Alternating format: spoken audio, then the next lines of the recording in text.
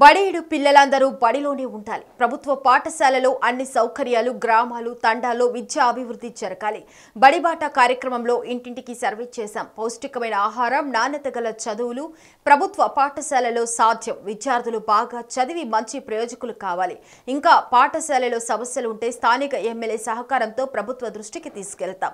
శాకరంపేట్ మండల కేంద్రంలోని పాఠశాలలో విద్యార్థులతో మధ్యాహ్న భోజనం చేసిన MLA Sanjeev Reddy, collector Rahul Raj, professor Jayashankar, Badibata కార్యక్రమంలో జిల్లా కలెక్టర్ రాహుల్ రాజ్, నారాయణఖేడ్ ఎమ్మెల్యే సంజీవ్ రెడ్డి, మెదక్ జిల్లా శంకరంపేట్ గ్రామం మండలం విరోజీపల్లి తాండ గ్రామంలోన్న ప్రభుత్వ పాఠశాలలను గురువారం నారాయణఖేడ్ ఎమ్మెల్యే సంజీవ్ రెడ్డి, జిల్లా కలెక్టర్ రాహుల్ రాజులు సందర్శించారు.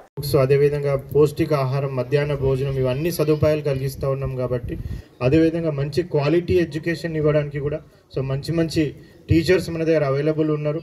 అదేవిధంగా మంచి మంచి ప్రోగ్రామ్స్, ఎఫ్ఎల్ఎన్ కానివ్వండి, అదర్ ప్రోగ్రామ్స్ కూడా, టీచింగ్ స్టాండర్డ్స్ కూడా ఇంప్రూవ్ చేసే విధంగా కూడా అన్ని ప్రోగ్రామ్స్ మనం ప్రభుత్వ స్కూళ్ళల్లో టేకప్ చేస్తూ ఉన్నాం. కాబట్టి వాళ్ళందరినీ కూడా మనము మన దగ్గర ఎన్రోల్మెంట్ చేసుకోవాలని కూడా రిక్వెస్ట్ చేస్తూ ఉన్నాం.